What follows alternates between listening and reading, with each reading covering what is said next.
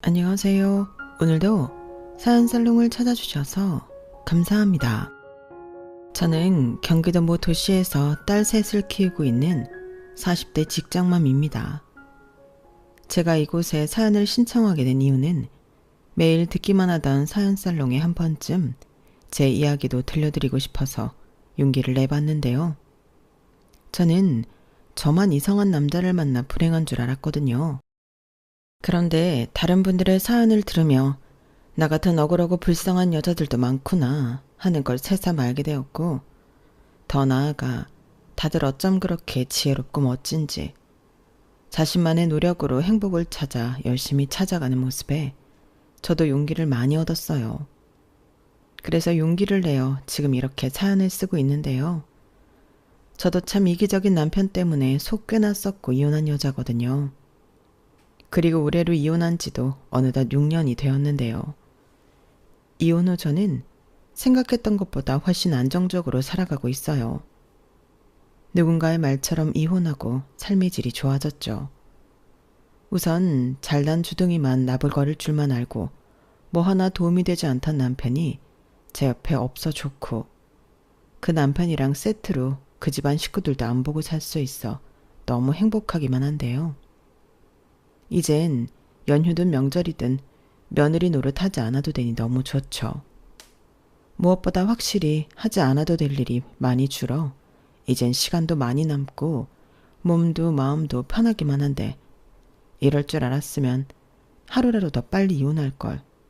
왜 고민하느라 그 더러운 꼴을 오래 봤나 후회 막심이에요. 그만큼 저는 이혼을 제 인생에서 두 번째로 잘한 일이라고 자부하는데요. 첫 번째 잘한 일은 딸 셋을 낳은 거죠. 사실 남편은 아들을 많이 바랬거든요. 같이 운동하고 목욕탕 가는 로망이 있다나? 뭐 그랬는데 결국엔 죽어도 엄마 편인 딸만 셋을 낳았어요. 딸들은 아빠가 하도 이기적으로 굴고 외갓집이랑 친가랑 눈에 띄게 감정기복을 보이니 그런 아빠를 별로 좋아하지 않았거든요.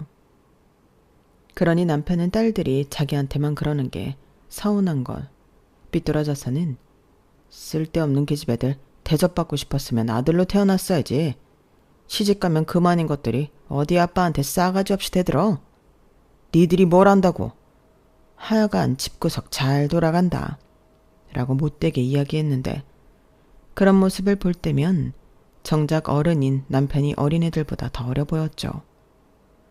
그런 남자를 어디가 좋다고 저는 연애 3년에 결혼까지 했던 건지, 20대에 저로 돌아간다면 정신 차리라고 제 뒤통수를 후려 갈겨주고 싶은데, 그때는 남편이 자신감 있고 능력 있는 모습이 멋져 보였어요. 그러니까 이기적일 거라는 생각은 못하고 저런 남자라면 기대고 의지할 수 있을 것 같아 좋다고 생각했는데요. 사실 그런 생각을 갖게 된 배경에는 저에게 아픈 상처가 있었어요. 저희 부모님이 제가 어릴 때 이혼해서 엄마가 혼자 저를 키우셨는데, 그때 엄마는 남편 없다고 또 저는 아빠 없다고 서러웠던 날이 많았어요. 엄마 벌이가 그다지 좋지 않았었기 때문에 저희는 거의 매년 이사를 다녔고, 엄마는 한다고 열심히 했지만 가정을 지키기엔 턱없이 힘이 없어 보였죠. 그러니 아빠가 있는 집이 저는 늘 부럽기만 했는데요. 어쩐지 아빠가 있는 집은 더 따뜻하고 밥상엔 우리 집보다는 더 맛있는 음식들이 잔뜩 차려져 있을 것만 같았어요. 그리고 우리 엄마처럼 일하기 바쁜 게 아니고 늘 집에서 함께 엄마가 있는 그런 모습을 상상했는데, 그런 생각을 가지고 어른이 되어서인지 저는 그런 아빠는 못 가졌지만 그런 남편은 갖고 싶었어요. 듬직하고 책임감 강한, 거기에 능력까지 있으면 어린 날의 서름 따위는 다 잊을 수 있을 것만 같았는데요. 그런 눈으로 봤기 때문에 남편을 남자친구보다 남편감으로 생각했던 것 같아요. 그리고 남편은 제가 아빠가 계시지 않다고 이야기했을 때 그런 건 괜찮다며 이제부터는 자기가 저를 지켜주겠다고 했는데, 그 말이 왜 그렇게 좋았는지 이젠 나도 따뜻한 집에서 행복한 가정을 이루고 행복할 수 있을 것만 같았어요. 하지만 제 미래는 행복한 가정이 아닌 새로운 살아온 인생의 시작이었는데 결혼 후 얼마 지나지 않아 제가 가졌던 환상은 하나 둘씩 깨지기 시작했어요. 당시 남편은 여의도에 있는 모 증권회사를 다녔고 저는 대기업과 파트너로 일을 하는 협력사 직원이었어요. 그리고 저희의 첫 만남은 소개로 만났는데 남편을 좋게 본 친한 선배 언니가 저에게 한번 만나보라고 다리를 놔준 거죠. 그렇게 만나게 된 남편은 어째 첫 인상부터 뭔가 남달랐는데요.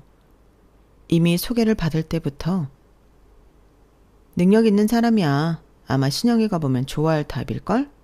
원래 자기 능력 있는 남자 좋아하잖아. 이런 말을 들었어요. 정말로 몇 마디 나누지 않아도 저 사람이 자신감 넘치는 사람이라는 걸 알 수 있었어요. 말하는 어투, 쓰는 단어, 거기에 분위기를 주도하는 여유까지 꿈에 그리던 이상형이었는데 그래서 만난 첫날부터 사랑에 빠지고 말았죠. 게다가 남편은 만날 때마다 오늘 뭘 하면 좋을지도 다 생각하고 계획을 세우곤 하는데 이렇게 리드를 해주는 사람이 있으니 편하고 좋았어요. 게다가 남편이 준비한 하루는 늘 대만족이었기 때문에 이런 사람과 오래 함께할 수 있으면 좋겠다는 생각을 진작부터 했는데요. 남편이 결혼 이야기를 처음 꺼낸 건 우리가 정식으로 사귄 지 1년도 되지 않았을 때였어요. 프로포즈까지는 아니었고 이렇게 잘 만나서 3년 정도 됐을 때는 결혼하자 이런 말이었는데 저는 그때부터 벌써 시집이라도 간 듯 기분이 좋았어요. 그도 그럴 게 남편은 제 이상형이었고 그때까진 크게 싸울 일도 없이 연애가 순조로웠기 때문에 결혼 생활도 그럴 거라는 멍청한 생각을 했는데 저는 괜히 다른 여자들처럼 남편에게 제 어디가 좋아서 결혼까지 생각하게 되었냐고 물어볼 필요도 없는 질문을 했더랬죠. 그랬더니 남편은 신현씨 정도면 당연히 좋지. 나는 신영씨가 요즘 보기 드물게 잘난 척하지 않고 순해서 좋아. 아, 순하다는 표현을 오해할 수 있는데 착해서 좋다고. 난 말이야, 여자가 잘났다고 남자 깎아내리고 나대는 거 딱 질색이거든. 라고 했는데요. 그때 그 말의 뜻을 제대로 알았어야 했는데 저는 그때 남편이 나대고 시끄러운 여자를 싫어한다고 단순하게 생각했어요. 하지만 결혼 후 얼마 지나지 않아 남편의 진짜 모습에 당황했던 저는 문득 연애할 때 그 인간이 했던 말이 떠올랐는데 그제야 남편이 그런 말을 한 이유를 알 수 있었어요. 남편은 자기보다 잘난 여자를 싫어한다는 소리였죠. 그걸 나댄다고 표현한 거였는데 그걸 눈치채지 못했고 심지어 그 말을 거꾸로 뒤집어 생각하면 저를 자기보다 잘나지 않아 다루기 쉬울 것 같아 좋다고 한 거였는데 제가 제 무덤을 팠던 거였어요. 그리고 억울하다면 억울한 부분이 그래도 결혼 전에는 그런 자기 마음을 들킬까 신경을 썼다면 결혼 후에는 저를 다 잡은 물고기라고 생각했는지 조심도 하지 않고 할 말과 하면 안 되는 말도 구별 못하는 막 나가는 인간이 되었는데요. 참고로 저희가 결혼할 때 남편은 연봉이 7천만 원이 넘었어요. 그에 반면 저는 5천만 원이 조금 안 됐는데 아주 큰 차이까진 아니더라도 남편은 자기가 저보다 돈을 더 번다는 자신감이 있었죠. 그리고 그 자신감은 어째 저를 깎아내리기 바빴는데요. 저를 무슨 자기 덕을 보고 편하게 사는 여자로 알더라고요. 그렇다고 제가 몸만 시집 온 것도 아니고 집이며 혼수며 결혼 준비까지 거의 반반 결혼을 했는데 남편은 자기가 저보다 더 잘났기 때문에 집에서 대접을 받길 원했어요. 그래서인지 집안일은 손 하나 까딱하지 않고 제가 해야 한다고 생각했는데요. 연애할 때 리드한다고 생각한 것이 결혼 후에는 지 마음대로 하려고 하는 독재자 심보였더라고요. 그러니까 연애할 때도 지 마음대로 하고 싶어서 모든 계획을 다 짜온 거였어요. 하지만 저는 그런 시커먼 속내까지는 모르고 이 남자가 참 배려가 깊다고 제 멋대로 후한 점수를 주고 생각했는데 저는 원래 그 타고난 기질이 다소 긍정적이었거든요. 게다가 남한테 싫은 소리도 잘 못하고 내가 좀 손해를 봐도 두루두루 결과가 좋다면 그걸로 만족하는 사람이었는데, 그래서 손 하나 까딱하지 않는 남편에게도 싫은 소리를 하지 않았죠. 그렇다고 맹세코 눈치 보여서 못한 건 아니었는데요. 그때는 제가 남편을 사랑하고 또 존중하니 힘들어서 그런가 보다 이해해주고 싶었어요. 어차피 집안일이라는 게 남편보다는 제가 더 잘할 거고, 제가 하는 것이 빠르니 뭐든 잘하는 사람이 그 일을 하면 된다고 생각했는데, 남편은 그런 제 모습에 집안일은 당연히 제가 하는 걸로 생각했죠. 하지만 저도 상황에 따라 생각이 변했는데, 그게 바로 첫 아이 임신이었어요. 첫 애가 뱃속에 있을 때부터 저를 무척이나 힘들게 했거든요. 10달을 통으로 입덧을 했고 음식을 전혀 먹지를 못했는데, 그래서 아이가 크지 않고 정상적인 수준으로 자라지 못해 유산 직전까지 가기도 했어요. 그렇다 보니 집안일은 엄두도 낼 수 없었는데, 그런 가운데도 남편은 여전히 손 하나 까딱하지 않더라고요. 그러니 그런 남편의 모습에 아무리 천성이 순한 저라도 성질이 날 수밖에 없었는데요. 제가 처음으로 버럭하고 화를 내니 남편은 다소 놀란 얼굴을 하고는, 그때 잠깐 남편은 집안일을 도와주고 저를 위해주는 척 연기를 하더라고요. 그리고 제가 첫 애를 어렵게 낳고 출산 휴가와 육아휴직을 쓰니 마치 저를 놀고 먹는 백수 취급을 했는데, 막말로 아이는 남편이 더 원해서 가진 거였어요. 저는 결혼 전부터 딱히 아이를 좋아하는 타입은 아니어서 아이는 있어도 그만 없어도 그만이었는데, 남편이 자기는 아이를 좋아하고 특히 아들을 너무 갖고 싶다며 저에게 하루빨리 애를 갖자고 졸랐어요. 그래서 남편이 원하고 시부모님도 기다리시니 아이를 갖기로 했는데요. 이렇게 고생문이 활짝 열릴 줄은 몰랐어요. 그리고 그렇게 막상 아이를 낳고 보니 아이 타령을 하던 남편은 집안일도 육아도 자기 일이 아니라는 듯 하나도 도와주지 않았는데, 저는 또다시 버럭 화를 냈어요. 아니, 애가 그렇게 울면 기저귀라도 한번 갈아줘야 하는 거 아니야? 나는 화장실도 내 마음대로 못 가는데 자기는 그렇게 가만히만 있으면 어떡해? 이렇게 짜증을 냈는데, 그때 남편이 억울하다는 듯, 그러게 애를 왜 그렇게 만들었어? 자기가 하도 안아줘서 손 탔잖아. 자기가 망쳐놓고 왜 이제 와서 나한테 짜증이야? 이렇게 말하는 게 아니겠어요. 정말 그 말을 듣고 저는 제 귀를 의심했어요. 왜냐하면 아이가 조금이라도 울면 남편은 시끄럽다고 저더러 어떻게든 해보라고 먼저 짜증을 냈었거든요. 그런데 이제 와서 손을 타게 만들었다니, 그때부턴 저도 화르륵 분노가 치솟아 남편을 잡아먹겠다고 덤볐는데, 첫째한테는 미안한 말이지만 남편이 애기 타령을 하지 않았다면 저는 하지 않아도 될 고생이라고 생각했어요. 그래서 그 부분은 꼭 따져 묻고 남편에게 책임을 돌리고 싶은 마음이었는데, 이후에 남편이 한 말은 더 놀랄 노자였어요. 그래서 뭐 이제 와서 나더러 어쩌라고. 그냥 이렇게 된 거 계속 자기가 안아주면 되잖아.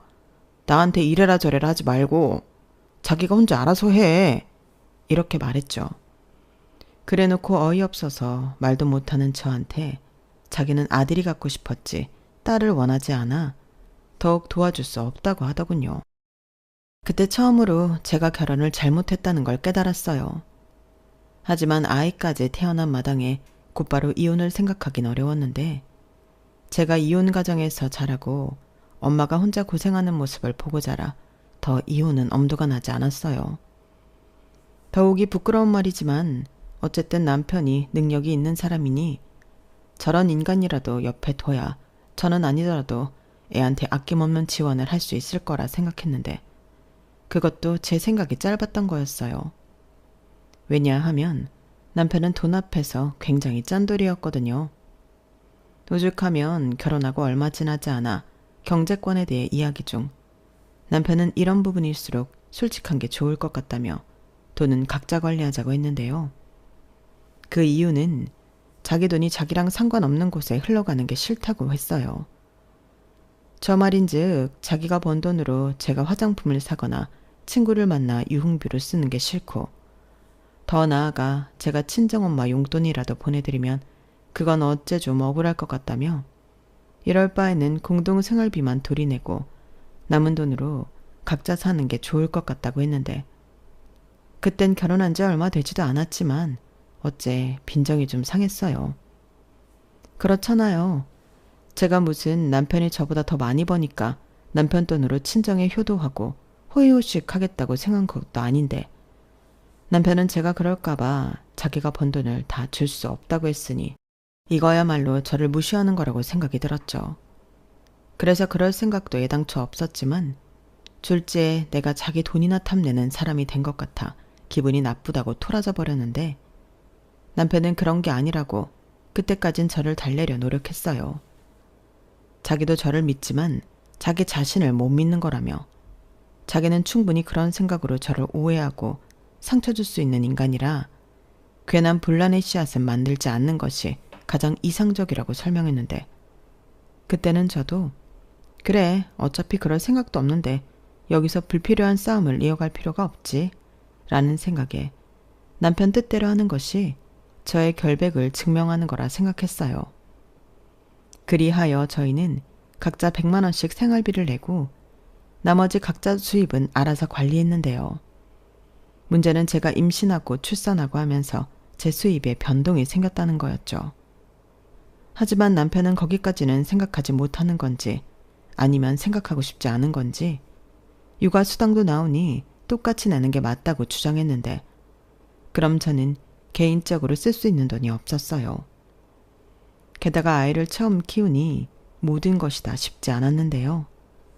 그런데 이 와중에 남편이 아들 타령하고 육아에는 비협조적으로 나오니 저만 억울하게 되었어요. 그래서 그럼 집안일이라도 좀 도맡아 해달라고 했는데 남편은 답답하다는 듯 왜 이렇게 약한 소리를 해? 원래 살림하고 애 키우고 다 여자가 하는 거잖아. 우리 엄마는 대가족 살림 다 하고 나랑 내 동생 키우면서 장사도 했어. 근데 자기는 대가족 보살피는 것도 아니고 애도 꼴랑 하나에 일도 안 하면서 왜 이렇게 앓는 소리를 해? 라고 했는데요. 앓는 소리라는 말에 저도 욱하고 성질이 올라왔죠. 육아 스트레스로 인해 산후 우울증도 겪고 있던 저였는데 남편은 그런 게 어딨냐고 우울증은 다 정신력이 부족해서 그런 거라며 나태하게 굴지 말라고 했어요. 그러면서 자기는 집에서 충전 중이라며 오히려 자기를 방해하지 말라고 했는데 저 인간이 내가 좋아했던 인간이 맞나? 배신감이 파도처럼 밀려왔어요. 그리고 남편은 시도 때도 없이 자기 연봉이 저보다 훨씬 높기 때문에 저랑 자기를 같은 취급을 하면 안 된다고 꾸준히 주장을 했었어요. 그렇듯 남편은 말이 통하지 않았어요. 그래서 그때까진 나에게 둘째는 없다고 생각하고 하루하루를 버티듯 그렇게 지냈죠. 시간이 흘러야 이 모든 우울감이 사라질 거라고 생각했거든요. 그리고 어차피 말해도 들어먹을 인간이 아니라고 빠르게 판단했던 저는 남편에게 도와달라고 하지 않고 저 혼자 힘으로 집안일과 육아를 해갔는데 시어머니는 그런 제 모습을 보며 안쓰러워하기보다는 흡족해 하셨어요. 역시 우리 며느리가 최고야. 요즘 젊은 애들은 그렇게 애 하나 키우기 힘들다고 징징거리고 남편을 잡는다며? 내가 그 얘기 들었을 때 솔직히 속으로 걱정 많이 했다. 우리 며느리도 그러면 어쩌나 했는데 우리 아들이 역시 여자 보는 눈이 있네. 그냥 그런 건 여자 일이다 생각하고 네가 하는 게 속 편한 거다. 내 말 무슨 뜻인지 알지? 라고 하시면서 당신 아들 잡지 말라는 소리를 돌려 하셨는데요. 시어머니 눈에는 제가 혼자 고군분투하며 고생하는 모습은 눈에 들어오지 않았나 보더라고요. 하긴 저런 엄마 밑에서 자랐으니 남편이 요즘 젊은 사람 같지 않고 남성 우월주의 같은 구닥다리 사고를 가지고 있는 걸 텐데 사실 그게 더 부끄러운 거라는 건 그 집안 식구들 중 아무도 모르는 것 같았어요. 그저 남자는 능력만 있으면 장땡이라고 생각하는 거죠. 저도 남편이 저보다 능력 있는 건 인정하지만 그걸로 모든 걸 다 퉁치려 하는 건 아니잖아요. 더욱이 많이 번다고 한들 저한테 가져다 주는 것도 아니었으니 제가 남편이 돈을 잘 번다고 좋을 것도 없었는데 시부모님은 남편에게 꽤 많은 돈을 용돈으로 받고 있는 건지 늘 자기 아들만 집에 오면 떠받들기 바쁘시더군요. 어머 우리 아들 왔니? 이거 봐라. 엄마가 전에 사고 싶다고 했는데 네가 사라고 돈 보내줬잖아. 엄마가 이거 사면서 친구들한테 얼마나 자랑했는지 알아? 다들 부럽다고 난리도 아니었어. 역시 우리 아들 최고야, 최고. 그러게 말이야. 요즘 우리 아들 같은 효자가 없지. 나도 지난주에 우리 아들이 친구들이랑 점심 먹으라고 돈 보내줘서 체면도 살고 모처럼 어깨 좀 쫙 폈다. 고맙다 아들. 이렇게 남편은 자기 집에서 둘도 없는 효자였는데 그런 효자는 처가에는 참 무심했어요. 저희 엄마는 사위라고 오면 그렇게 사위 몸보신 시켜준다고 소고기도 사다 굽고 보양식도 손수 만들어주곤 했는데 남편은 입덧다 뭐에 쓰는지 감사하다는 말도 제대로 하지 않고 처먹기만 잘도 처먹더라고요. 그리고 엄마는 제가 용돈을 보내드리면 네가 무슨 돈이 있어. 이럴 돈 있으면 살림에 보태라. 엄마 돈을 네 통장에 보냈으니까 그런 줄 알아. 라고 하며 돈도 안 받으셨는데 엄마 이거 엄마 용돈 하래. 내가 보내는 거 아니고 사위가 보내는 거야. 라고 보내드리면 고맙다. 김서방한테 꼭 엄마가 많이 고마워한다고 전해줘. 이렇게 말하며 기쁘게 받으셨는데 뭔가 억울했죠. 하지만 엄마 마음이 그렇다는데 거기에 대고 따지는 것도 힘 빠지고 저는 계속 그렇게 남편이 주는 용돈이라고 하며 엄마에게 많은 돈은 아니지만 얼마씩 보내주곤 했는데요. 문제는 이 역시도 제가 육아휴직을 하면서 돈이 없어 못 보내드렸다는 거였어요. 그 사이에도 시부모님은 남편이 주는 용돈을 받으셨는데 괜히 짜증이 나더라고요. 그래서 생활비를 조금 줄인다고 생각하고 한 달에 20만 원 정도씩 사위가 주는 용돈이라고 보내드렸는데 한 번은 엄마가 매달 사윗돈을 받는 것이 부담스러웠는지 남편에게 전화를 해서는 하지 않아도 될 말을 하셨나 봐요. 그 때문에 완전 범죄를 꿈꿨던 저의 바람은 산산조각이 났고 마치 남의 돈을 빼돌리기라도 한 도둑 취급을 받았죠. 지금까지 그럼 내가 생활비로 쓰라고 준 돈을 장모님 용돈 보내드린 거야? 아니 어떻게 그럴 수가 있어. 나는 생활비 쓰라고 준 돈이잖아. 왜 이렇게 열을 내? 그래서 뭐 내가 생활비 구멍 냈어? 나 자기 안 굶겼고 공과금 밀린 것도 없어. 그럼 나머지 돈은 내가 알아서 쓸 수 있는 거 아니야? 아니지. 그 돈은 엄연히 우리 공동생활금인데. 자기 진짜 너무한다. 자기야 결혼하고 애 태어나고 달라진 게 없지만 나는 아니야. 지금 육아휴직 기간이라 돈도 다 안 들어온다고. 그런데 거기에 똑같이 생활비 내고 내가 무슨 돈이 있어? 자기는 나랑 상의도 하지 않고 자기 부모님한테 기분 내잖아. 그야 나는 그만큼 버니까 그렇지. 억울하면 자기도 그렇게 벌어. 내가 화를 내는 이유는 내 돈이 나도 모르게 그렇게 몇 달 동안 흘러갔다는 거야. 우리 엄마한테 주는 용돈이 그렇게 아까워? 그럼 나도 집안일이랑 육아하는 거 돈으로 받을래. 나한테 월급 줘. 내 노동력은 뭐 공짜인 줄 알아? 말이 되는 소리를 해라. 우린 부부고 가족이야. 가족끼리 무슨 월급을 줘. 몇 번을 말해도 내 말은 같아. 장모님한테 용돈 보내드리고 싶으면 자기가 그만큼 더 여유 있게 벌어. 그리고 지금 내가 주는 생활비가 아무리 생각해도 많은 것 같은데 다음 달부터는 지금 내던 거에서 반만 낼게. 따지고 보면 나는 집에 있는 시간도 적고 밥도 저녁 한 끼만 집에 와서 먹잖아. 그마저도 일주일에 2번 정도는 꼬박꼬박 회식해서 집에 와서는 잠만 자고. 그러니까 나는 그 정도만 내도 될 것 같아. 여기가 무슨 하숙집이냐? 내가 쓴 만큼만 내게?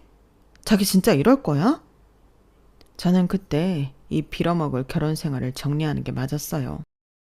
하지만 머릿속으로 맴도는 이혼을 현실로 옮기는 데는 적지 않은 용기가 필요했고 저는 그 용기를 내기가 두려웠는데 그 와중에 딸은 참 저에게 많은 것을 주는 존재였어요. 처음엔 그렇게 마냥 어렵고 두렵기만 하더니 그런 엄마라도 제가 전부였던 아이는 저만 의지하며 그렇게 예쁜 짓을 골라 했는데 하루 종일 아이와 붙어 있다 보니 저 역시도 아이에 대한 모정이 샘솟았어요. 사실 저한테 그런 모정이 생길 거라는 생각은 전혀 못했는데 아이를 키우다 보니 저는 어느덧 여자에서 엄마가 되어 있더라고요.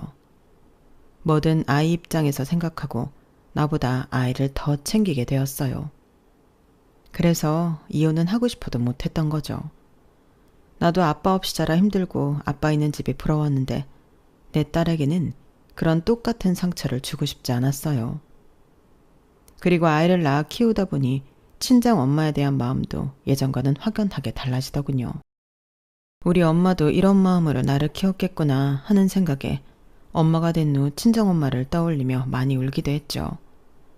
그래서 지금이라도 잘해드려야겠다 생각하며 전화도 자주 드리고 시간이 맞으면 친정에 가서 시간을 보내기도 했는데 엄마는 딸이 결혼해서 남편이랑 아이 낳아 사는 모습이 마냥 좋다고 하셨어요. 당신은 이혼해서 실패했지만 딸은 능력 있는 남편한테 사랑 많이 받고 온전한 가정에서 아이와 함께 행복하길 가슴 깊이 바라고 계셨는데 그 마음을 몰랐으면 좋았을걸. 그 마음을 알고 나니 남편이 미워도 이혼은 점점 멀게만 느껴졌어요. 그리고 어느 정도 포기를 하니 이게 좋다고 해야 하나 제 마음도 어느 정도는 편해졌는데 그즈음 남편은 또다시 아들 타령을 하며 저에게 덤벼들었어요. 딸이 있으니 둘째는 아들이면 너무 좋지 않겠냐고 아들은 낳아주기만 하면 자기가 다 키울 거라는 듯 별 기대도 되지 않는 말을 했었는데 남편이 원래 원하는 목적이 있으면 최선을 다하는 인간이거든요. 저를 꼬시려고 부단히 노력을 하더라고요. 딸과도 그때는 곧잘 놀아주고 셋이 놀이동산이다 동물원이다 나들이도 많이 다녔는데 꾸준한 남편의 노력이 싫지 않았어요. 그리고 정말로 아들을 낳으면 지금 이 생활을 계속 이어갈 수 있지 않을까? 바보 같은 생각을 하기도 했는데 그렇게 제 인생에는 없다 생각한 둘째를 가졌죠. 하지만 둘째도 남편의 기대와는 달리 딸이었는데 남편과 제가 하도 아들을 바랬던 게 이유인 건지 둘째는 성별만 여자일 뿐 사내 아이처럼 기질이 남달랐어요. 만약 정말로 아들이었다면 아무리 그런 산만하고 시끄러운 모습도 남자아이라 그렇다고 넘어갈 수도 있었을 텐데 둘째는 시댁에 갈 때마다 기집애가 왜 저러냐고 구박을 받기 일쑤였고 저도 제 자식이 구박받는 게 싫으니 시댁에 가고 싶지 않았어요. 그리고 남편은 둘째도 딸이라는 것에 실망했는지 첫째보다도 더 도와주지 않았는데요. 그러다 셋째는 어이없게 생겼죠. 남편이 술 먹고 들어와 그날 생긴 게 셋째였거든요. 그리고 혹시나 하며 기대했는데 셋째까지도 딸이라는 사실에 남편은 낳지 말자는 무서운 소리까지 하더군요. 지금 제정신이야? 아무리 뱃속에 있어도 우리 아이잖아.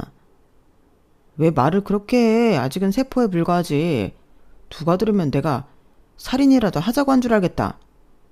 그 소리가 살인이랑 뭐가 달라? 나는 못해. 그럼 아들도 아닌데 딸을 셋이나 낳아서 키우자고? 너 애 셋 키울 능력 있어? 지금도 힘들다고 징징거리잖아. 막말로 둘째 낳고 복직한 지도 얼마 되지도 않았는데 셋째 낳고 출산휴가 쓰면 너는 눈치도 안 보여? 나라도 너 같은 사원 싫겠다. 저는 남편의 말에 상처를 받았어요. 사실 임신했다고 회사에 알렸을 때 정말로 저를 바라보는 사람들의 눈치가 남편 말처럼 같았거든요. 그래도 다른 사람도 아닌 남편이고 아이 아빠인데 저리 이야기를 하다니 저는 또 혼자 상처받고 눈물을 흘렸는데 그때부터는 남편도 아들 타령을 멈췄어요. 저랑 사는 한은 아들 궁합은 못할 것 같다고 농담처럼 얘기하는데 저한테는 그 소리가 농담이 아니었죠. 그리고 결국 저는 막달이 다가왔을 때 더는 출산휴가 쓰는 것이 눈치가 보여 회사를 그만두게 되었는데요. 대신 회사에서 실업급여를 받을 수 있도록 조치를 취해줬어요. 그래서 저는 집에서 실업급여를 받으며 아이 셋을 케어하는 신세가 되었는데 그즈음 저는 오기가 생겼어요. 네가 잘났으면 얼마나 잘났는데 나도 잘 나갈 수 있어. 이런 생각에 저는 이를 악물고 두 번째 취업 준비에 들어갔어요. 잘난 척 오지게 하는 남편한테 본때를 제대로 보여주고 싶었거든요. 그래서 어떤 거라면 좋을까 고민하다 공인중개사가 일만 잘하면 고수입을 올릴 수 있다는 말에 무작정 공인중개사에 도전하기로 했는데 와, 이건 제 입장에서는 사법고시와 맞먹는 수준의 것이었어요. 하지만 그렇다고 여기서 포기하고 싶진 않았는데 그 사람의 무기가 자기가 능력이 좋고 돈을 많이 버는 거니까 저 역시도 그런 사람이 되어야 한다고 마음을 굳혔어요. 아니, 오히려 더 대단한 사람이 되어 그 사람의 자존심을 뭉개주고 싶었는데요. 새 아이를 키우며 공부까지 하는 삶은 녹록지 않았답니다. 일단 절대적으로 시간도 부족했고 체력이 없으니 집중력도 떨어졌는데, 그래서 당연한 말이지만 첫 번째 시험은 말도 안 되는 점수를 받고 떨어졌어요. 뭐 예상은 했던 일이긴 하지만 실제로 제 눈으로 확인하니 이걸 내가 해서 되긴 하는 건가? 자신감이 바닥을 쳤는데요. 남편도 제 점수를 확인하고는 피식하고 기분 나쁘게 웃더라고요. 그러니 기분은 말할 것도 없이 약이 바짝 올랐는데, 남편은 괜한 시간 낭비하지 말고 저더러 아줌마들 하는 파트타임 아르바이트나 하라고 비아냥거리더군요. 생활비만 벌면 되는 거 아니냐 아주 쉽게 말하더라고요. 하지만 제가 생활비나 벌자고 이 짓을 하겠어요. 그래서 저는 멘붕에 잠긴 것도 잠깐 다시 의지를 불태우며 포기할 수 없었고, 남들이 하기 힘들고 어려운 일을 해내야 그 가치가 더 빛난다는 생각을 하며 더 열심히 매달렸어요. 안 되면 될 때까지 하면 된다는 무대뽀 정신으로 공부도 참 무식하게 했는데, 공부라는 게 시간이 지나면서 탄력이 붙는 건지 머리가 빨리 돌기 시작하는 건지 요령도 생기고 처음보다는 점점 효율이 좋아지더라고요. 그리하여 저는 계속 시험에 도전하고 불합격의 쓴맛을 보며 정말로 될 때까지 부딪혔는데, 그렇게 낙방만 한 지도 어언 3년이 되어가니 이제 슬슬 제 문제를 알 것 같았어요. 주변에서 제가 공인중개사 시험을 준비한다는 사실을 아는 사람들은 3년이나 해서 안 됐으면 포기하고 다른 걸 찾던지 살림이랑 육아에 집중하라고 하는 사람도 있었는데, 저는 절대 그럴 수 없었죠. 왜냐하면 그때부터는 제가 무엇을 놓치고 있는 건지 구멍이 보이기 시작했거든요. 그리고 그쯤 아이들도 어느 정도 커서 셋 다 어린이집에 다니고 있었는데, 이젠 공부할 시간도 어느 정도 확보할 수 있었죠. 그래서 다른 엄마들 커피 마시고 수다 떨며 스트레스 풀 때 저는 도서관에 가서 공부를 했고, 그 다음 해에 최종 합격이라는 기쁨을 누릴 수 있었어요. 그리고 첫 술에 배가 부를 수는 없지만 저는 한 법인회사에 거의 막내 중개사로 들어가 다시금 직장인이 되었는데요. 그때 느꼈던 뿌듯함은 이루 말할 수 없었죠. 그리고 그렇게 돈을 벌기 시작하니 통장에 찍히는 월급이 너무 소중했고, 하는 일이 부동산 관련 일이다 보니 분석하고 공부하는 것도 재미있었는데, 저절로 부동산 관련 재테크 공부도 할 수 있었어요. 실제로 같은 일을 하면서 경매까지 공부해 부를 늘리는 팀장님도 계셨는데, 이게 알면 알수록 제 삶이랑 연관이 있으니 너무 재밌는 거 있죠. 그리고 저는 어렵게 제 힘으로 다시 얻은 기회였기 때문에 고객님들을 제 가족이라고 생각하고 정말 열심히 일했어요. 결국 저는 가운데서 다리 역할을 하는 사람이었기 때문에 양쪽 입장을 잘 헤아려 서로가 기분 좋은 거래를 할 수 있도록 도와드렸죠. 어쩔 때는 집에서도 거의 밤을 샐 정도로 고객님의 조건에 맞는 매매 물건을 찾느라 고생한 적도 있었는데, 그때 제가 찾아서 연결해드린 매물을 보고 고객님은 눈물을 흘리기도 하셨답니다. 자신의 지금으로는 택도 없을 것 같아 포기했고, 주변에서도 안 된다고 말을 들어 괜한 부탁을 했나? 후회를 많이 하시기도 했다는데, 이렇게 자기 조건에 맞는 보석 같은 곳을 찾아줘서 고맙다고 두고두고 감사의 뜻을 작게나마 보내시는 고객님도 계셨죠. 그렇다 보니 이 일이 저에겐 천직처럼 너무 재미있었는데, 그러다 저희 엄마가 계실 만한 깨끗한 집을 찾아드리고 싶은 마음이 생겼어요. 저희 엄마가 살고 계신 집이 30년 가까이 되는 1세대 작은 평수 빌라였거든요. 그리고 시댁은 오래된 건 매한가지였지만 엘리베이터 없는 5층짜리 단지형 아파트였는데, 대놓고 하신 적은 없지만 당신은 아파트 사는데 저희 엄마는 좁은 오래된 빌라에 사신다고 무시할 때도 있으셔서 그 생각이 났어요. 그래서 대출을 좀 받고 그 대출을 내가 용돈 삼아 드리면 작은 평수 저층 아파트 정도는 갈 수 있지 않을까. 눈에 불을 켜고 찾기 시작했고, 그때 경매로 여러 물건을 낙찰받은 경험이 있는 팀장님이 당신이 예전에 낙찰받아 괜찮은 가격에 판 집이 있다며 한 아파트 단지를 추천해 주셨어요. 게다가 동네는 오래됐지만 주변에 시장도 있고 버스 정류장도 많아 교통편이 좋았는데요. 거기에 버스 타고 세정거장만 가면 지하철역도 있고 큰 병원도 있어 저희 엄마가 생활하시기에 더할 나위 없이 괜찮아 보였어요.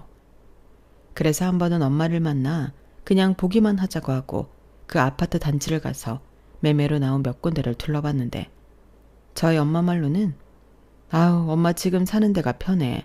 무슨 엄마가 아파트에 사니? 이런 좋은 곳은 엄마랑 안 어울려. 이런 데는 그 뭐냐 관리도 비싸잖아. 엄마는 지금 3만 원 내는데 이런 데는 몇십만 원 하는 거 아니야? 라고 하셨지만 얼굴 표정은 엄마의 말과는 정반대였는데요. 그래서 저는 결심했어요. 엄마 몰래 그 집을 사기로요. 일단 여러 서류나 대출 문제 때문에 제 명의로 1층에 한 매물을 계약했고 4달 뒤 엄마에게 환갑 선물이라며 집 부동산 등기 권리증을 드렸는데 옆에서 저희 엄마도 엄마지만 남편 얼굴이 장난이 아니었어요. 제가 부동산 중개 사무실에 다니면서 열심히 일하는 모습을 보며 종종 비꼬듯이 더 뭐 나댄다. 그거에서 얼마나 번다고? 이딴 말이나 했었는데 제가 다른 것도 아니고 집을 엄마에게 선물을 하니 많이 놀란 모양이더라고요. 그래서 저는 살짝 기분은 좋았지만 민망해하며 큰 건 아니고 엄마 전에 봤던 작은 평수 1층이라 관리비도 싸고 지금 사는 집보다는 리모델링도 다 되어 있고 넓어서 편할 거야 라고 했는데 저희 엄마는 제 눈치가 아닌 남편 눈치를 보는 듯 했어요. 그 모습을 보는데 또 어찌나 속이 상하던지 엄마 이거 이 사람이 해주는 거 아니고 내가 해드리는 거야. 왜 이 사람 눈치를 봐? 아니 그래도 신영아 그럴 돈 있으면 니들이나 더 크고 좋은 집 가지. 우리 집은 우리가 알아서 해. 능력 있는 사이가 때 되면 이사 가자고 하겠지. 안 그래 여보? 설마 돈도 각자 관리하는데 내가 우리 엄마 집 하나 해드렸다고 빈정상한 거 아니지? 나는 일하기 전에 자기 월급 생활비 말고는 구경한 적도 없잖아. 그 사이 시부모님은 해외여행도 한번 다녀오셨고 전에 시어머니 생신에는 명품 가방도 하나 사드렸지? 근데 왜 갑자기 그런 얘기를 꺼내? 장모님도 해드릴 거야. 아유 우리 김서방 마음이 예쁘기도 하지. 근데 나는 괜찮아. 내가 무슨 명품 가방을 들어. 나는 뭐가 명품인 줄도 모르는 사람이야. 하여간 엄마도 참 안 변한다. 그냥 준다고 하면 달라고 해. 그리고 이 집도 이미 대출 시작됐고 엄마 가서 안 살면 나 이거 손해보고 팔아야 해. 뭐? 왜 손해를 봐? 그렇게 계약이 되어 있다고. 그러니까 무조건 엄마 여기 들어가서 쉬어. 그럼 돼. 그래야 딸이 손해 안 봐. 저는 죄송한 말이지만 세상 물정 잘 모르는 엄마에게 거짓말을 했어요. 그렇게 말해야 엄마가 제 생각에 고집부리지 않고 그 집에 들어가 사실 것 같았는데 먼저 살고 있는 빌라 판도는 비상금으로 갖고 계시라 말씀드렸죠. 엄마는 그 돈으로 대출금이라도 다 갚자고 말씀하셨지만 저는 그렇게라도 엄마 자산을 불려드리고 싶었어요. 어찌되었든 그 집도 제 앞으로 되어 있는 제 자산이라 굳이 법으로 따지자면 엄마의 재산은 아니었으니까요. 그리고 대출금을 다 갚고 난 뒤에는 엄마 앞으로 명의를 옮겨드릴 생각이었는데 그렇게 한바탕 효녀 이벤트가 끝나고 친정엄마를 댁에 모셔다 드리니 역시나 남편 입이 대빨 나와 저더러 얘기 좀 하자 하더라고요. 얘기? 무슨 얘기? 설마 내가 우리 엄마 아파트 사드린 거 가지고 딴지 거는 건 아니지? 우리 공동생활비 빼면 나머지는 터치하지 않기로 했잖아. 그 얘기 좀 그만하면 안 돼? 그리고 이건 반칙이지. 자기는 시집와서 출가 외인인데 장모님한테는 집을 해드린다고? 그것도 대출받아서? 그러다 그 잘난 회사 잘리기라도 하면 그땐 어쩔 건데. 나더러 그거 내라는 건 아니지. 내가 설마 그러겠어? 지금까지 살면서 자기가 돈 앞에서 얼마나 치사하고 철저한 사람인지 내가 다 확인했는데 왜 말을 그렇게 해? 그렇잖아. 내가 다른 것도 아니고 애들 키우느라 일을 못한 건데 그때도 나한테 생활비 말고는 돈 준 적 없잖아. 자기는 갖고 싶은 거 다 사고 자기 부모 동생 다 챙겨가면서 나나 애들이나 우리 엄마 티셔츠 쪼가리 하나 사준 적 없잖아. 아니 필요하다고 하면 사줬겠지. 그리고 나가서 사회생활 하는 것도 아닌데 생활비 말고 뭐가 더 필요해? 애들도 그래. 아직 어린애들이 무슨 돈이 필요해. 나라에서도 지원 잘 해주는데. 이보세요. 자기가 뭘 모르나 본데 그 돈으로는 택도 없어. 우리 애들 한 번도 유행하는 비싼 거 가져본 적 없고 나도 다른 엄마들처럼 유기농으로 챙겨주고 싶은데 그러지도 못했다고. 자기 명품 벨트, 지갑 그딴 거 살 때 나는 조금이라도 싼 데 찾아다니면서 장 봤어. 그렇게 따지면 안 되지. 막말로. 자기 공인중개사 공부 누구 돈으로 했어? 내가 그땐 별 얘기 안 했잖아. 안 하긴.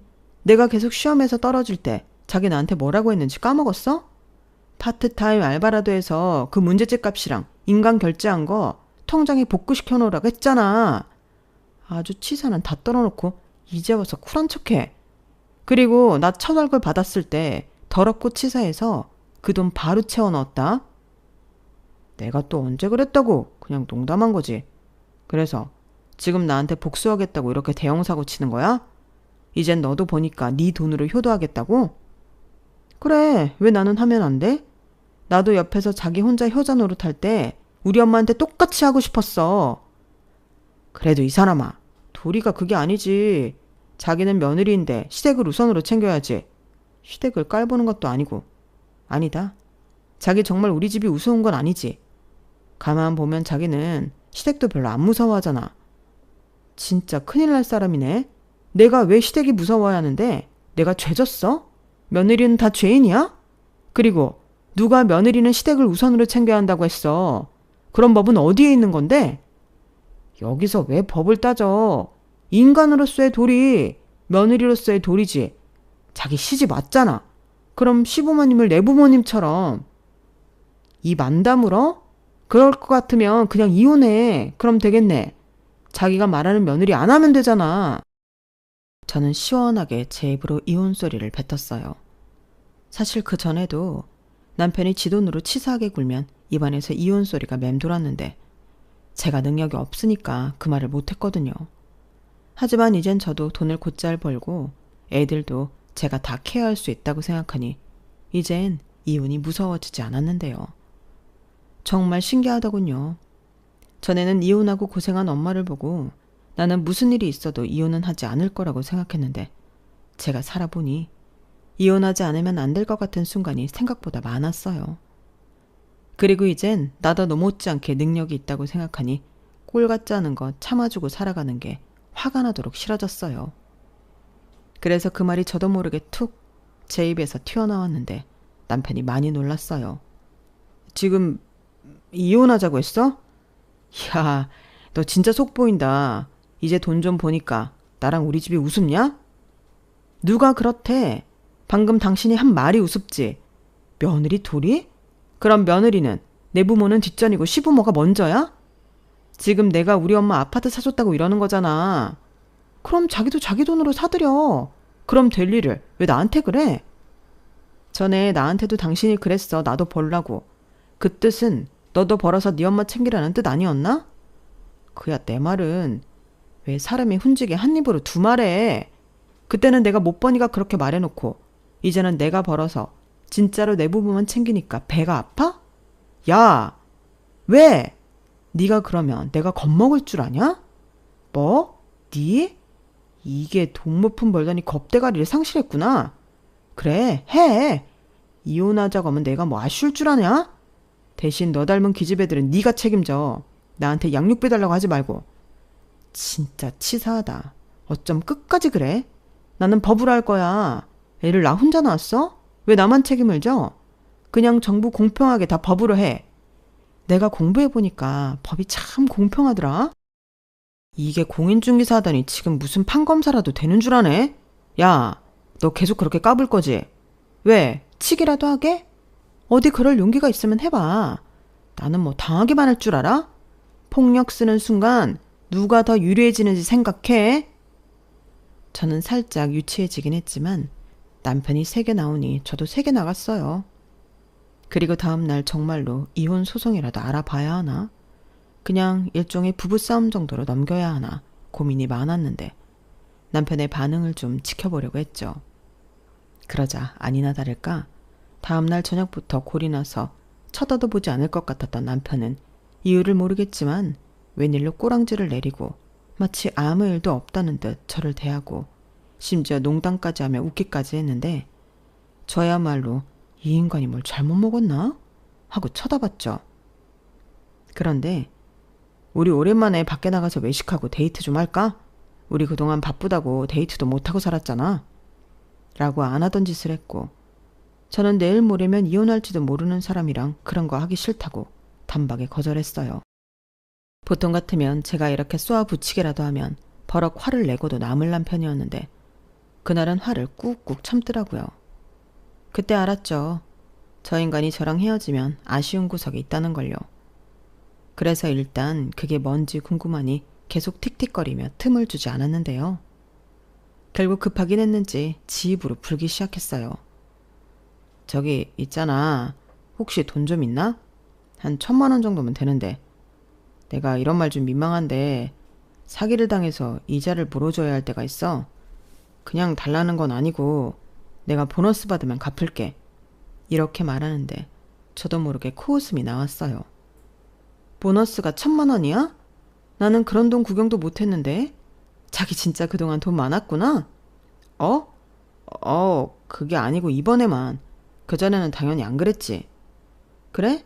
사실 나도 자기가 무슨 돈이 있어서 어머니 명품 가방 사드리고 해외여행 보내드리는 건지 궁금했거든. 근데 또 물어보면 자기랑 싸울 것 같아서 못 물어봤는데. 다 이유가 있었구나? 아니라고. 나도 힘들게 한 거야.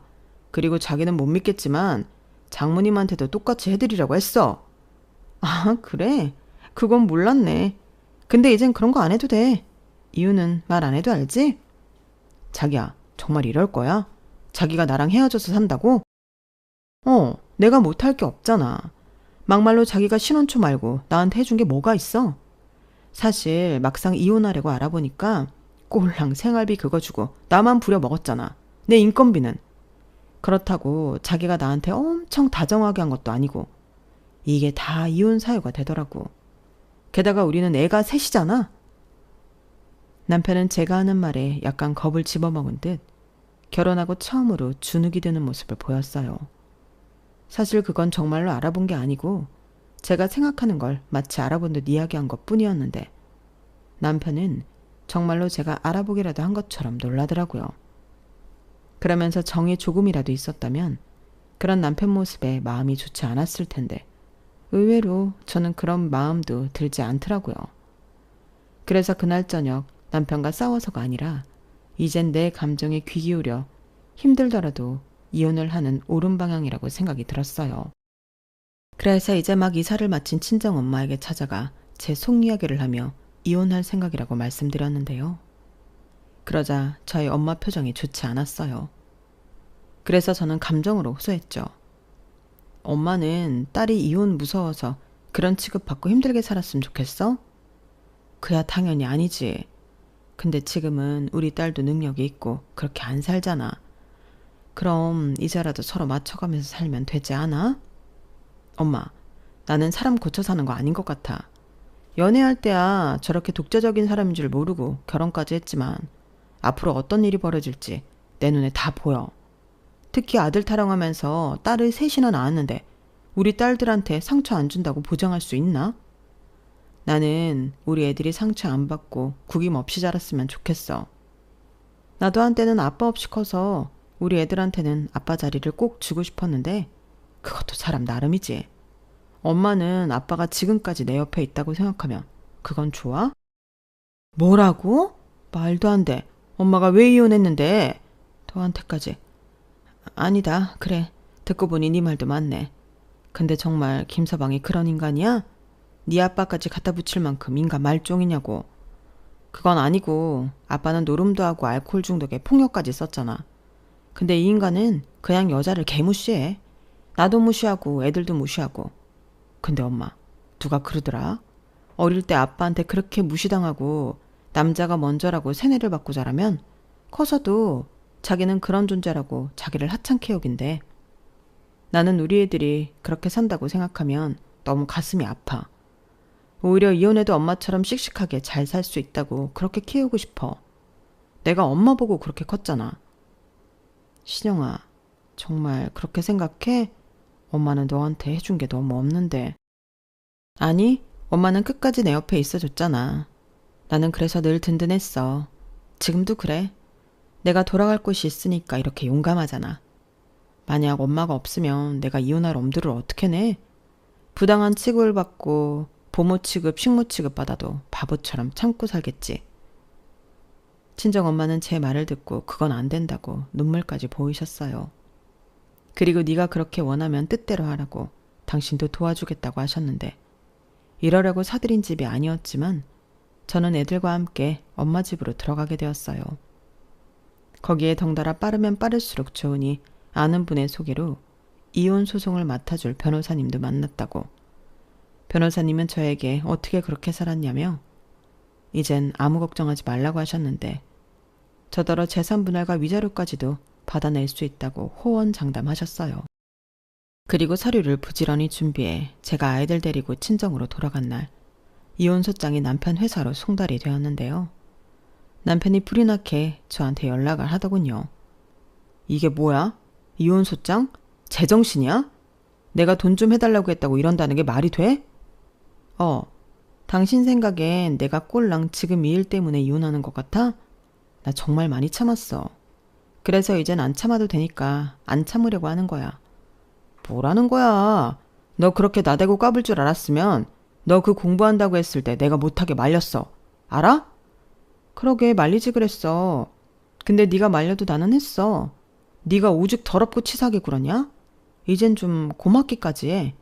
네 덕에 내가 이 악물고 여기까지 왔으니까. 그리고 이젠 무시당하지 않고 내가 하고 싶은 거 다 하고 살 거야.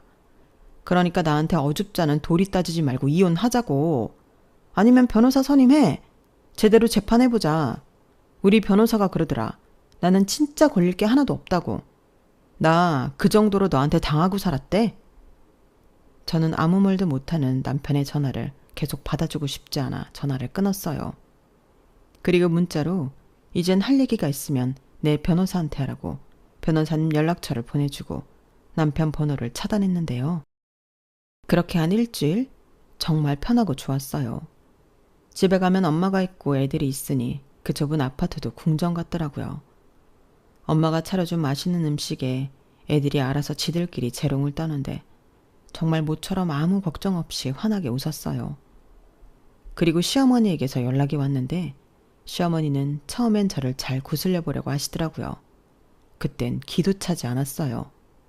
아가, 우리 며느리가 내가 모르는 사이에 속이 많이 상했구나. 나도 우리 아들한테 얘기 듣고 미안해서 죽는 줄 알았다. 어찌 내가 몰랐을까. 엄마가 미안해. 너도 그런 서운한 점이 있으면 말을 하지. 내가 그렇게 어려운 사람인가? 내가 우리 아들도 혼구멍을 냈어. 아니 지철을 그렇게 서운하게 만들면 그게 남편이야? 그러니까 이번에는 엄마 얼굴 보고 한 번만 넘어가자. 이혼이라니 말도 안 되지. 어머니 죄송해요. 저는 이미 마음을 굳혔어요. 그리고 어머니도 그러셨잖아요. 그냥 그런 건 여자일이다 생각하고 제가 하는 게 속 편한 거라고요. 저는 그러기 싫어요. 결혼이라는 게 같이 행복하자고 했지 제가 남편 하수인 하려고 한 게 아니잖아요. 뭐? 저는 집안일도 그렇고 돈도 그렇고 애들한테 하는 것까지 남편이랑 반반. 아니 필요하면 바쁜 사람 대신 전부 그렇게 서로 하는 게 맞다고 생각해요. 어쩜 너는 그렇게 앞뒤가 다르니? 전에는 안 그랬잖아. 정말 우리 아들 말처럼 꼴랑 그 공인중개사 됐다고 네가 뭐라도 된 줄 착각하는 거야? 그 사람이 그래요? 하긴 그러고도 남겠죠. 아, 어머니 아들 사기당해서 돈 필요하다고 했는데 그럼 이젠 제가 어머니 아들보다 능력도 좋은 거 아닌가요? 근데 능력도 좋은 여자가 왜 굳이 자기보다 못한 남자 새끼 하수인을 해요? 저는 싫어요. 뭐야? 너 지금 내 금쪽 같은 아들한테 남자 새끼라고 했냐? 이게 어디서 배워먹은 가정교육이야? 이래서 애비 없이 자란 거 집에 함부로 들이면 안 되는 건데. 네, 그러니 이젠 제 발로 나간다고요. 그러니까 붙잡지 마세요. 저 이미 마음 굳혔으니까. 저는 시어머니 전화를 끊고 한참을 웃음이 나오는 걸 참기가 어려웠어요. 정말 속이 너무 시원하더라고요. 이래서 최고의 복수는 성공이라고 하는 건지 아직 제 인생이 성공이라고 표현하기에는 갈 길이 먼데 저는 이미 원하는 걸 다 이룬 것만 같았어요. 그리고 결국 소송은 진행이 되었고 남편은 전화가 안 되니 저에게 찾아와 처음에는 잘못했다고 마음만 돌려달라고 애원을 하더니 씨알도 안 먹히자 이젠 양육비가 너무 과하다고 깎아달라고 했어요. 그러면 순수하게 이혼하겠다고 저에게 딜을 해왔는데 어이가 없었죠. 애가 셋인데 깎을 양육비가 어디 있나요? 참고로 저는 양육비를 한 명당 100만 원씩 300만 원을 요구했는데 남편은 말도 안 되는 금액이라고 주장했어요. 그게 왜 말이 안 돼? 자기 잘 벌잖아. 근데 애 한 명당 100만 원이 적어? 아니 많다고. 그게 말이라고 하는 소리야? 그냥 달에 100만 원 해. 그게 최선이야. 그리고 내가 정말 이 말까지는 안 하려고 했는데 나도 요즘 힘들어. 언제 잘릴지 모른다고. 내가 이렇게 얘기하는 건 내가 지금 가능한 약속을 하고 지키라고 그러는 거야. 지랄 그만해. 안 지키면 어쩔 건데? 나 그거 다 받을 수 있어 법으로. 너는 지금 이 판국에도 법하고 싶냐? 내가 지금 믿을 게 법 말고 뭐가 있어? 그리고 자기 지금 사는 그 집도 나랑 나눠야 할 거야. 나도 가정에 기여한 게 있으니까. 뭐? 말도 안 되는 소리를. 야, 그 집은 내가 벌어서 나 혼자 대출금 내면서 유지한 집이야. 왜 열을 내? 재판 때 얘기해. 만약 법이 그건 안 된다고 하면 난 그런가 보다 말 거니까. 남편은 제 말에 참 열받아서 자기 화를 주체하지 못했어요. 하지만 차마 저한테 폭력을 쓸 수는 없으니 엄한 벽을 치느라 자기 주먹만 아작이 났는데 정말 돈이 없긴 했는지 병원비가 없어서 시어머니가 카드를 줬다고 하더군요. 그걸 재판 때 동정심을 유발하고 싶었던 건지 지 입으로 술술 풀었는데 저는 눈 하나 깜짝하지 않았어요. 그 주먹의 벽이 아니었다면 제가 맞았을 수도 있으니까요. 그리고 시간이 걸리긴 했지만 호언장담했던 변호사님 말처럼 저는 6대 4로 재산 분할을 받을 수 있었고 남편에게 1,000만 원이라는 위자료까지 받아낼 수 있었는데 양육비는 그대로 월 300만 원 받는 걸로 판결이 났죠. 하지만 첫 달부터 이 인간은 양육비를 주지 않았는데요. 그 사이에 회사에서 잘려서 수입이 없어 줄 수가 없다고 하더라고요. 그래서 그건 또 남편 통장에 압류를 걸어 받아냈는데 남편은 저 같은 여자 처음 봤다고 혀를 내둘렀고 이럴 거면 자기가 애 셋을 키울 테니 저더러 300만 원씩 양육비를 달라고 했는데요. 애들이 기겁하면서 싫다고 했어요. 당연하죠. 아빠라고 지가 한 게 버럭버럭 화내는 것 말고는 없었는데 애들이 왜 아빠랑 살겠다고 하겠어요. 그러니 이 인간은 또 저런 것들도 자식이라고 양육비를 줘야 하는 게 맞는 거냐며 억울해 죽으려고 했는데 그 모습을 보니 나 정말 이혼하길 잘했구나 이런 생각만 드는 거 있죠. 역시 사람은 밑바닥을 쳤을 때 진짜 모습을 본다고 참 씁쓸했어요. 하지만 한편으로는 이젠 실망할 모습도 보지 않아 잘됐다는 생각밖에 들지 않았는데 이젠 어떤 미련도 갖지 않으려 합니다. 저희 엄마는 아직 제 나이가 많은 나이는 아니라며 혼자가 된 딸을 걱정했는데 저는 이제 애들도 있고 남자라면 별 관심이 없어요. 괜히 생각과 다르게 마음고생하면서 지내고 싶지 않거든요. 그리고 무엇보다 혼자 있는 게 편한 걸 알아버려 누굴 곁에 둘 마음이 없는데 그냥 우리 애들이랑 재미나게 사는 게 제 남은 인생의 이유이고 목적이에요. 애를 좋아하는 사람은 아니었지만 제 애라 그런지 첫째부터 셋째까지 전부 다 예쁘거든요. 생긴 것도 예쁘고 하는 짓도 예쁘고 또 셋이라 자기들끼리 우애도 너무 좋은데 저랑 할머니 고생한다고 자기들끼리 분담해서 집안일도 곧잘 합니다. 셋째는 어려서 하는 것보다 망치는 일이 더 많은데 그런 막내도 꼭 챙겨서 셋이 똘똘 뭉쳐 하더라고요. 그런 모습을 보니 저나 저희 엄마는 그저 귀엽고 사랑스럽기만 한데 이제부터 제 역할은 저 예쁜 모습을 지켜주는 것 같아요. 거기에 고생 많이 하고 산 저희 엄마의 남은 인생도 제가 조금이나마 보상해주고 싶은 바람이 있는데 그 안에서 지치지 않고 저도 저 좋아하는 것 하나는 하면서 지혜롭게 또 멋지게 살아가 보려고요. 누군가는 어떻게 그렇게 사냐고 걱정해주는 고마운 일도 있는데 거짓말이 아니고 저는 지금 무엇이든 할 수 있을 것만 같아 걱정이 없습니다. 제 인생에 커다란 돌이 사라졌는데 제가 뭘 못하겠어요. 그리고 제가 너무 재미있어하고 보람을 느끼는 일이 있는데 뭐든 자신이 있어요.